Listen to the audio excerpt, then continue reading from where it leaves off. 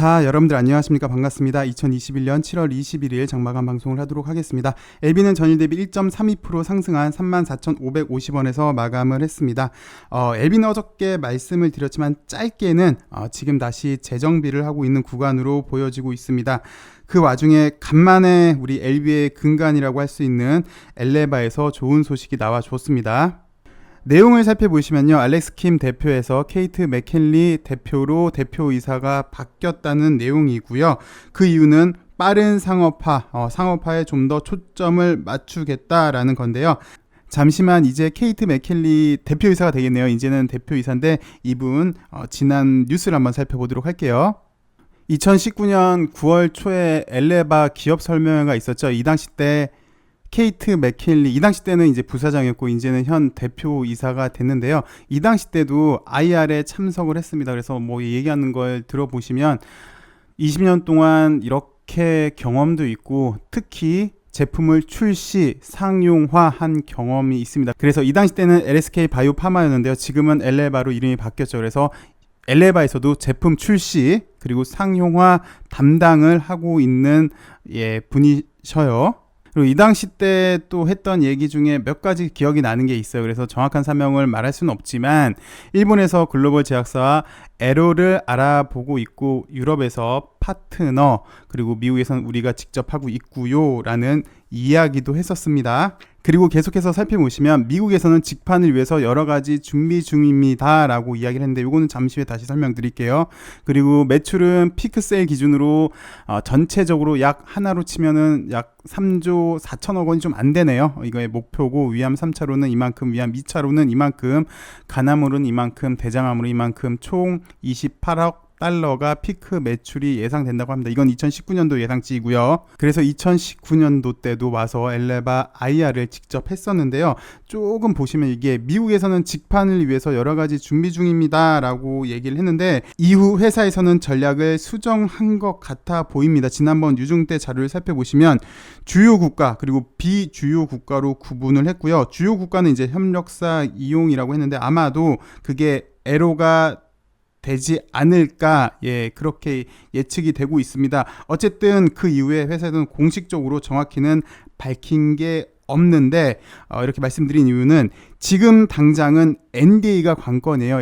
빠른 NDA 신청을 해야 되고 빠른 상업화를 해야 되는데 NDA 신청한 이후에는 결국 판매를 할 건데 그럼 판매 전략에 대해서도 이제 NDA 신청 이후에는 여기에 대해서도 관심을 좀 가져야 될 것 같은데 좀 전에도 언급을 해드렸지만 이게 잠깐 전략 수정이 있었던 것 같은데 아직 공식적으로는 발표는 하지 않았습니다. 그리고 보시다시피 판매 전략에 대한 전문가가 이제 대표이사로 되기로 했잖아요. 그래서 아마도 여기 판매, 상업화, 마케팅에 대해서 힘을 좀 더 실어주지 않겠느냐라는 생각이 듭니다. 그리고 또 아마 기억이 나시는 분들이 꽤 계실 텐데요. 이 뉴스는 19년 말에 나온 건데 그 다음에 원래 매년 초마다 JP모건 헬스케어 컨퍼런스가 있잖아요. 그래서 이 당시 때 같이 참석을 했었어요. 그래서 여기 보시면 케이트 맥킨리 대표도 참석을 했는데 왜 좀 전에도 여기 케이트 대표이사가 에로도 얘기했었고 이 당시 때 여기에서 일본 에로에 대해서 기대감이 사실 상당히 높았었습니다. 근데 잘 아시다시피 결국 일본 에로권은 성사가 되지 못했어요. 이제 그 이유는 LB가 좀 더 세게 나갔다라고 이제 회사 측에서는 밝혔는데 그래서 좀 추론이긴 한데 에로 실패건으로 알렉스 킴 대표에서 케이트 맥켈리 대표로 바뀌지 않았나. 물론 이제 알렉스 킴 전 대표는 이사회 의장으로 이제 맡기로 한 건데 알렉스 킴 대표는 또 사실 아시다시피 아필리아를 주도적으로 이제 갖고 오신 분이시기도 하시죠. 그래서 아필리아로 곧장 상업화하려고 했는데 하물며 또 아필리아는 리보세라닙이 조금 늦어지니까 상업화가 좀 늦어지니까 이걸 대비하기 위해서 준비한 건데 이 또한 늦어지니까 이제 회사는 무게의 중심을 확실히 상업화로 하기 위해서 이번에 케이트 맥켈리 대표로 몰아주는 듯한 그런 모습으로 보여집니다. 오늘 뉴스를 잠시 살펴볼게요.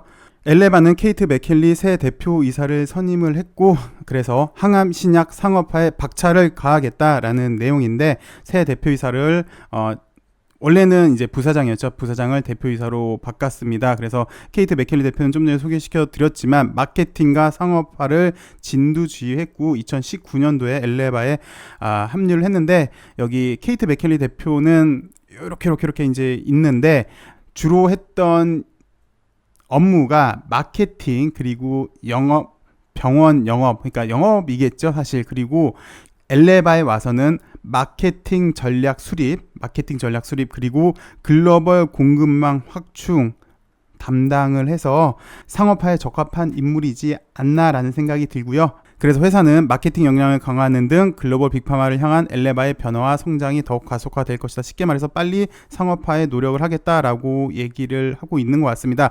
그리고 이번에 새 대표이사 선임을 계기로 리보세라님, 그리고 아필리아, 정말 아필리아는 우리 머릿속에 사실 살짝 잊혀졌어요. 그리고 좀 전에 소개시켜 드렸지만 아필리아 같은 경우는 원래도 리보세라님 상업화 지연되는 거에 대한 대비책으로 준비한 건데 늦어지고 있죠. 그리고 유럽 에로도 했는데 그 당시 때 작년 말에 했는데 회사에서 밝히기를 때가 되면은 자세한 조건을 밝히겠다라고 얘기를 했는데 아직까지는 없어요. 그래서 이번에는 아필리아 건까지 확실히 빠른 상업화를 하지 않겠느냐라는 생각이 듭니다. 그래서 케이트 맥켈리 대표는 환자들이 빠른 시일 안에 리보세라님 그리고 아필리아를 처방할 수 있도록 두 약물의 상업화를 앞당기는데 최선을 다하겠다라고 밝혔습니다. 어서 빠른 좋은 약들이 출시돼서 더 이상 이제 아픈 환자들이 없음 하네요.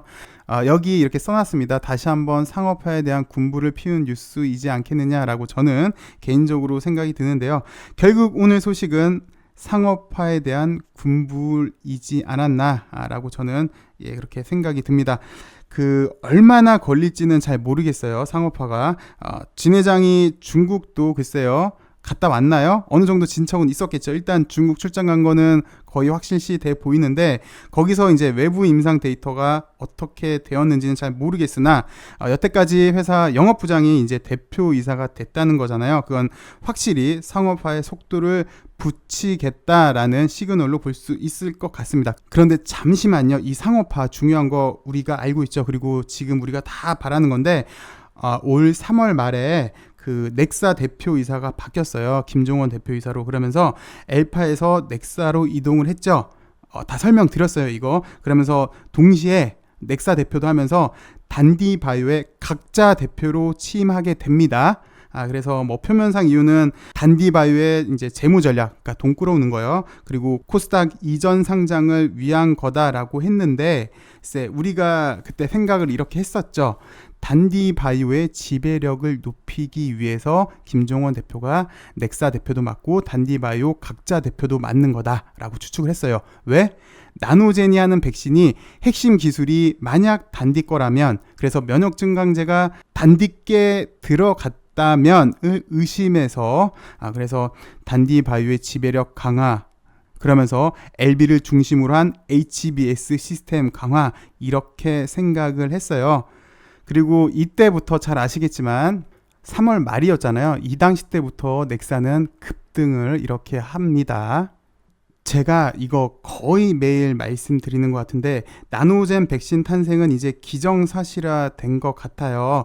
근데 만약 나노젠 백신의 핵심 기술 면역 증강제가 단디 거고, 진 회장도 잘 아시다시피 나노젠의 상임이사입니다. 그리고 호난 회장도 넥사에 지분 투자를 해서 상호 협력하고 있는 관계인데, 만약 협업을 할 건데 그게 유통에 관한 어떤 걸 HBS가 맡는다고 가정을 한다면 케이트 맥켈리 부사장이 적임자이지 않을까라는 생각이 드네요. 왜? 영업망을 담당을 했으니까. 좀 전에 뉴스도 보셨지만 글로벌 유통을 담당을 했으니까, 이 분야에 대해서 잘 알고 있으니까 그렇게 생각이 드는데, 어디까지나 추측입니다. 그러니까 추측이니까 너무 의미는 두지 마시고요. 어쨌든 오늘 상업화 군불이 나와서 다시 설레는 그런 하루였습니다. 일단 단기적으로는 여기 재정비를 좀 해야 되겠죠. 그리고 상업화 소식이 나온다면 매번 설명을 드리지만 여기가 좀 짧아요. 매우 얇고 이미 다시 한번 테스트를 해봤기 때문에, 물론 이제 이벤트성으로 테스트를 해봤는데 그럼에도 한번 쉽게 올라갈 수 있지 않을까라는 생각이 듭니다.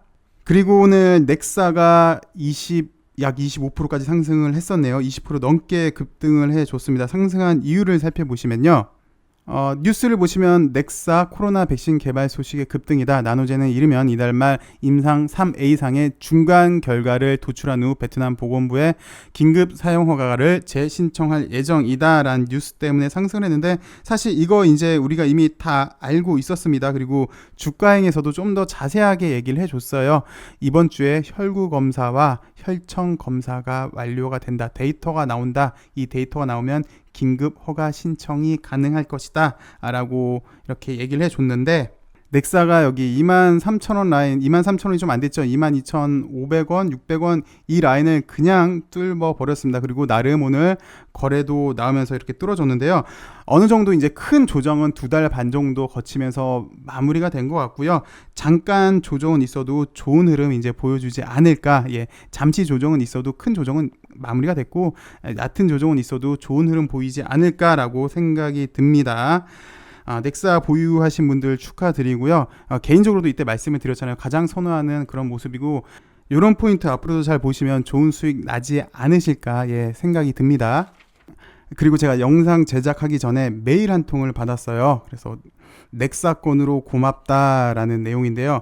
사람들이 넥사 언급하는 거 싫어함에도 언급해줘서 고맙고 누가 이거 골로 가는 차트라고 했나요? 어찌됐건 이때 상당히 불안했는데 그때 1차 15,000원까지 이야기해줘서 고맙다, 잘 참았다. 근데 사실 저도 15,000원이라고 얘기를 했는데 이게 22,000원 넘게까지 갔었네요. 약 23,000원까지 갔었네요. 어찌되었건 그래서 미리 얘기해줘서 잘 대응했다라고 고맙다는 인사를 받았어요. 오히려 제가 더 고맙네요. 왜냐하면 이 당시 때 저보고 기억나실 거예요. 미친놈이라고 했어요. 넥사 빤다고. 이랬던 사람도 있는데 이렇게 메일까지 주셔서 고맙다고 하니까 제가 오히려 고맙습니다. 그러면서 이분이 작년에도 삼성 SDI 계속 이야기해줘서 고맙다. 2차전지 관련주로 꼭 하나 가지고 오라고 해서 나는 삼성 SDI를 가져갔다. 수익이 꽤 났다. 그리고 셀트리온으로 비교를 많이 해줘서 그랬었죠. 셀트, 셀케, 셀제 이거 세 개를 비교해 드리면서 어느 때는 누가 더 탄력이 큰 거 말하면서 포트 비중의 중요성에 대해서 몇 차례 얘기를 했는데요. 그래서 본인도 손실이 났는데 포트 비중을 좀 바꿨다고 합니다. 그래서 이번에 넥사로도 수익이 좋은데 이렇게 1년에 몇 개만 좋은 종목 추천해 주면서 유료로 전환하는 게 어떤지라고 말씀을 하시더라고요. 그래서 유료화를 시킬까도 고민을 전혀 하지 않았어요. 이게 했을 거면 이미 저 2019년부터 이거 그러니까 제가 유튜버 시작하자마자부터 그때 딱 한 달 만에 구독자 수가 10,000명이 되긴 됐어요. 물론 이제 그 후부터는 꾸준합니다. 꾸준하게 여러분들이 이제 사랑을 해주시는 건데 그 당시 때도 카톡방 만들자는 분들이 꽤 계셨어요. 근데 했었을 거면 아마 그때 했겠죠. 그리고 이건 또 제가 처음 말씀드리는 건데 모 증권사 지점장님이 계세요. 근데 그분 지점에 개인용 PC가 한 50대가 약간 안 되나? 30대에서 한 50대 정도인 것 같은데 자기 지점에 그렇게 PC가 있으니까 사람들 불러가지고 네가 좀 가르쳐라. 세팅하는 법 가르치고 매매하는 법도 가르치고 해가지고 대신 계좌 사업 좀 나랑 같이 하자. 그냥 무료로 이렇게 가르쳐준다고 그러고 종목도 좋은 거 하나씩 주면은 되지 않느냐라고 정말 올 초까지 연락이 왔었어요. 그렇게 계속 하자고. 정말 내가 전화 피하느라 너무 힘들었어. 어찌되었건 했을 거면 그 지원자님이랑 같이 했겠죠. 그리고 또 사실 여기 너무 고마운 게 제 영상이 뭐라고 두 군데에서 이렇게 광고가 들어왔었어요. 근데 제가 답을 못 드렸어요. 이렇게 너무 잘 시청하고 있다. 좋은 영상 고맙다. 우리랑 같이 협업하지 않겠느냐. 광고만 올려달라. 라고 왔었는데 두 군데요. 근데 둘 다 그 증권 전문 사이트더라고요. 그래서 혹시 물론 좋으면 더 좋은 건데 거기 증권 사이트가 좋은 종목 추천해줘서 여러분들한테 수익이 더 나오면 좋은 건데 아닐 수도 있잖아요. 그래서 혹시라도 피해 드릴까봐 일단 저는 고사를 했었습니다. 그리고 또 최근에 유튜버가 방송에 나왔죠. 물론 한경이나 이렇게 메이저급은 한경이니까 한경은 아니었는데 한국경제TV는 아니었는데 거긴 들어가기 힘들어요. 거기는 워낙이나 줄도 많고 들어가려면 힘들어요. 네, 저한테도 한 3달 전쯤에 똑같은 방송국에서 연락이 왔어요. 그러면서 LB 좀 소개 좀 시켜줘라. 이제 거기도 새롭게 출연하는 이제 TV 방송이더라고요. 그래서 제가 그랬죠. 너무 고마운데 제가 일단 좀 9월까지는 좀 개인적으로 일이 좀 있다, 좀 바쁘기도 하고 사실 LB가 가시적인 성과가 없어서 좀 그렇다. 9월 정도 되면 그래도 좀 좋은 소식이 나와서 괜찮지 않을까라고 제가 답을 다시 드렸거든요. 그랬더니 그럼 그때 다시 연락을 달라라고 했는데 이미 다른 뭐 유튜버가 나왔더라고요. 그래서 아마 저는 패스를 하겠죠. 근데 이 당시 때 왜 한참 그 얼굴 좀 공개 좀 해달라라는 요청이 많아서 개인적으로는 그래 이제 9월 달에 저기 이제 TV 나가서 한번 볼 수 있겠네라고 생각을 했는데 어쨌든 이거는 이제 다음 기회에 다시 노려야 되겠네요. 제가 이렇게 매일 영상 찍는 이유는 제가 유료로 뭐 전환시키겠다 이런 생각은 전혀 없습니다. 이유는 딱 하나입니다. LB와의 동행이 그 목적이에요.